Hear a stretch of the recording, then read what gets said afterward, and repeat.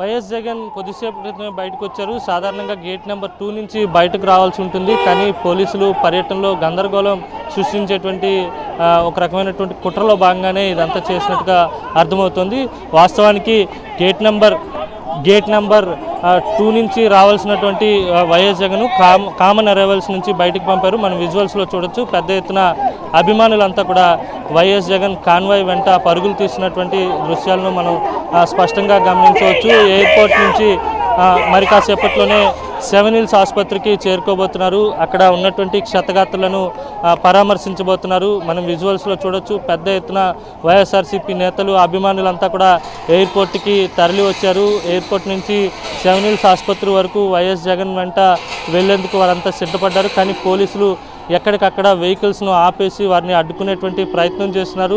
పూర్తిగా వైఎస్ జగన్ పర్యటనలో ఒక రకమైనటువంటి గందరగోళ వాతావరణాన్ని సృష్టించేటువంటి ప్రయత్నం చేస్తున్నట్టుగా మనకు స్పష్టంగా అర్థమవుతోంది. గేట్ నెంబర్ 2 నుంచి వస్తే ఎప్పుడు వచ్చినట్టుగానే ప్రోటోకాల్గా బయటకు రావాల్సి ఉంటుంది. కానీ కామన్ అరైవల్స్ నుంచి పంపి రెగ్యులర్గా వచ్చేటువంటి ప్రయాణికులకు కూడా ఇబ్బంది కలిగించేటువంటి ప్రయత్నం చేశారు. వైఎస్ జగన్ వచ్చాక పెద్ద ఎత్తున వేలాదిగా అభిమానులు, పార్టీ నేతలు తరలి వస్తారనే సమాచారం పోలీసులకు ఉన్నప్పటికీ కూడా పూర్తిగా ఆ అభిమానులంతా కూడా అక్కడికే వెళ్ళిపోవాలి. ఒక రకమైనటువంటి గందరగోళ వాతావరణాన్ని సృష్టించాలనేటువంటి ఉద్దేశంతో నిర్ణయం తీసుకున్నట్టుగా తెలుస్తూ ఉంది. తొలుత గేట్ నెంబర్ 2 వద్దే కాన్వాయ్ వెహికల్ కావచ్చు, లేకపోతే వైఎస్ జగన్ పర్సనల్ వెహికల్ కూడా ఇక్కడే పెట్టారు. కానీ ఆ వెహికల్స్ను మళ్ళీ కామన్ అరైవల్స్కు షిఫ్ట్ చేసి అక్కడి నుంచి వైఎస్ జగన్ బయటకు వెళ్ళేటట్టుగా పోలీసులు చేశారు. మనం విజువల్స్లో చూడొచ్చు.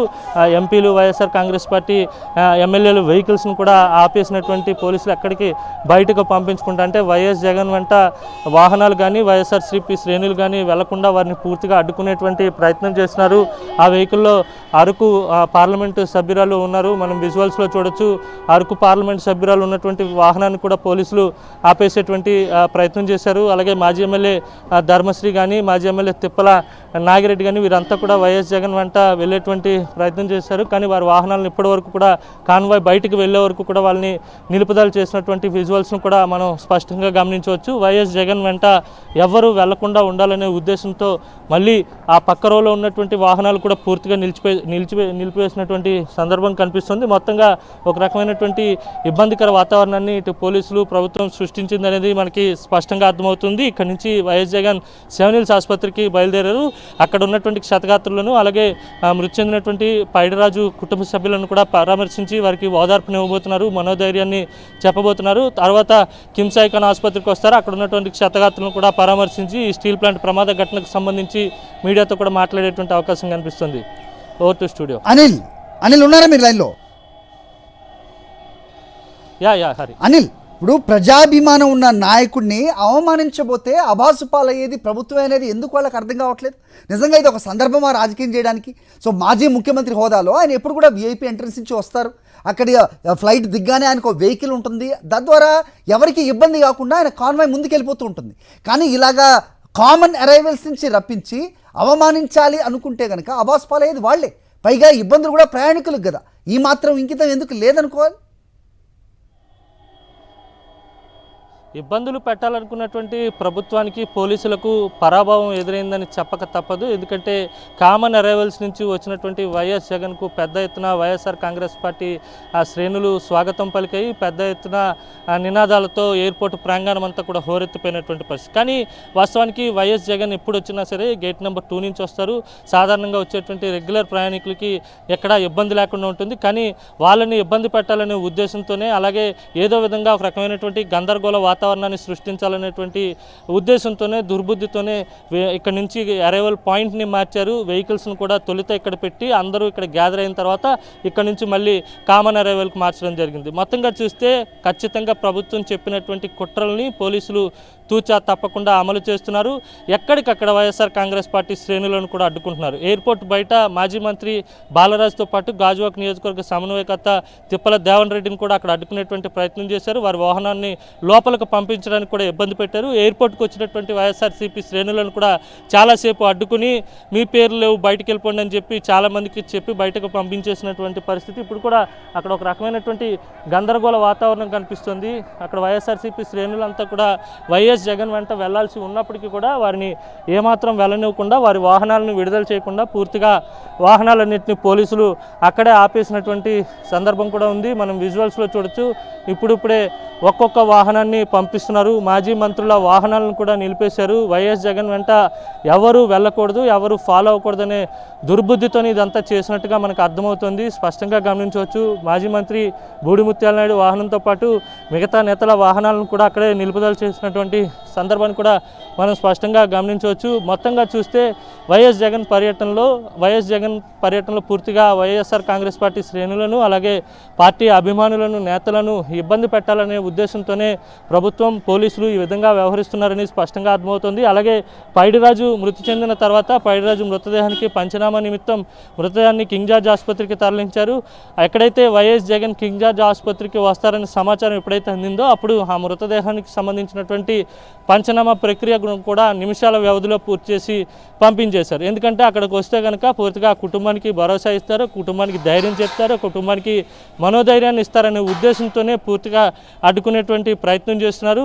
పూర్తిగా కార్మిక సంఘాలు అయితే ఈ స్టీల్ ప్లాంట్ ప్రమాదానికి సంబంధించి ప్రభుత్వాన్ని పూర్తిగా తప్పుపడుతున్నాయి. ఎందుకంటే ప్రభుత్వానికి ఎన్నిసార్లు చెప్పినా ఎన్నిసార్లు విన్నవించుకున్నా ఏమాత్రం పట్టించుకోలేదు. ఫలితంగా కార్మికులు ప్రాణాలు కోల్పోవాల్సినటువంటి దయనీయ పరిస్థితి ఏర్పడింది.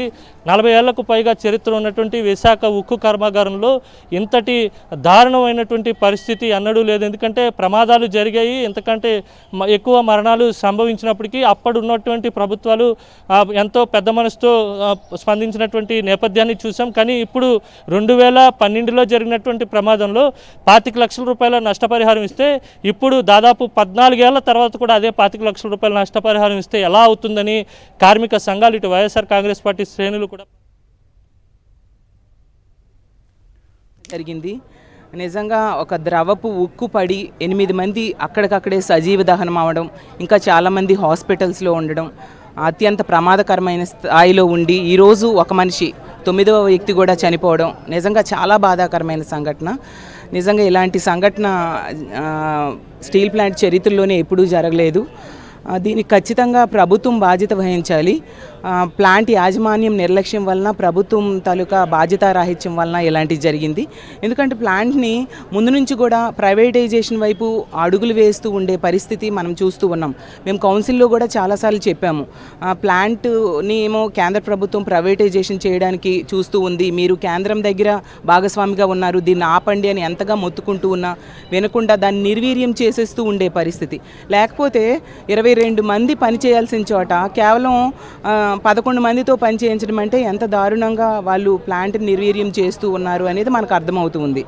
ఈరోజు కాంపన్సేషన్ తీసుకుంటే ₹1 కోటి ఇవ్వాలి, ప్రాణాలను ఎలాగూ తీసుకురాలేము. చాలా దురదృష్టకరమైన సంఘటన జరిగింది. మరి తీసుకురావాలి కదా. పరామర్శకు వచ్చారు లోకేష్ గారు, పవన్ కళ్యాణ్ గారు. వాళ్ళు పరామర్శకు వచ్చినట్టుగా లేదు, అక్కడ అవహేళన చేయడానికి, కార్మిక సంఘాలను అవహేళన చేయడానికి వచ్చినట్టుగా ఉంది. మాట్లాడితే స్పెషల్ ఫ్లైట్లు వేసుకొని తిరుగుతారు కదా. సంఘటన జరిగిన 2వ రోజు రావడం ఏంటి వాళ్ళ పరామర్శకి? అలాగే కుమారస్వామి గారు 6 గంటల్లో వచ్చారు అనేసి చెప్తున్నారు. మరి హోంమంత్రి అనిత గారు పక్కనే ఉంటారు కదా, అతను వచ్చాక అతనితో పాటు రావడం ఏంటి? అసలు సంఘటన జరిగినట్టు ముందే వీళ్ళకి తెలుస్తుంది కదా. అసలు సీఎం గారు ఏం చేస్తూ ఉన్నారు? ఈ రోజుకి 3వ రోజు అయింది. అతను వచ్చి చూడాలి కదా, ఆ కుటుంబాలకు ధైర్యం చెప్పాలి కదా. అలాగే పవన్ కళ్యాణ్ గారు అంటూ ఉన్నారు ఏంటంటే, జగన్ గారు ప్రైవేటైజేషన్ చేసేస్తే ఇతను ఆపేరంట. ఇన్ని అబద్ధాలు చెప్తారా ప్రజలు? మీరు ఎన్ని అబద్ధాలు చెప్తే అవి నమ్మేస్తారు అనుకుంటూ ఉన్నారా? ఎందుకంటే ఆ రోజు కుమారస్వామి గారే 2025 జనవరి 17న చెప్పారు, జగన్ గారు గవర్నమెంట్ ఆపడం వల్లనే ప్రైవేటైజేషన్ ఇంతవరకు ఆగింది అని చెప్పేసి. మరి మీరు కేంద్రం దగ్గర ఉన్నారు, ఇప్పటికైనా ప్రైవేటైజేషన్ ఆపండి. అలాగే కార్మిక సంఘాలను అవహేళన చేస్తూ పవన్ కళ్యాణ్ గారు ఎంత దారుణంగా మాట్లాడుతున్నారంటే వాళ్ళ వల్లనే ఇది జరిగింది అని. లోకేష్ గారు అయితే మరీ దారుణం, మీ ఇంట్లో వాళ్ళు చనిపోలేదు కదా మీరెందుకు వచ్చారు అన్న టైప్గా మాట్లాడుతూ ఉన్నారు. అసలు మరి మీరెందుకు వచ్చారు అంటే, మీరు వాళ్ళకి బాధితులకు సపోర్టు చేయడానికి కాకుండా రాజకీయం చేయడానికి వచ్చారు అనే విషయం స్పష్టంగా అర్థమవుతుంది. ఎప్పటికైనా ప్రభుత్వం స్పందించి, ఆ రోజు జగన్ గారు ఎలాగా ఎల్జీ ఫార్మర్స్ విషయంలో ₹1 కోటి కాంపన్సేషన్ ప్లాంట్ వాళ్ళతో ఇప్పించారు. మరి మీరు ఎందుకు చేయట్లేదు? ఇది కేంద్ర ప్రభుత్వ సంస్థ ₹1 కోటి ఇప్పించడానికి మీకేమైంది? ఆ రోజు జగన్ గారు ప్రైవేటు సంస్థతోనే ₹1 కోటి ఇప్పించారు. కాబట్టి ఎప్పటికైనా మీరు మేలుకొని ₹1 కోటి కుటుంబాలకి, ప్రతి కుటుంబానికి, చనిపోయిన వాళ్ళ కుటుంబాలకి ఇవ్వాలి. బాధితులకి రావాల్సిన సహాయాలు కూడా అన్నీ అందేట్టుగా చేయాల్సిందిగా కోరుతూ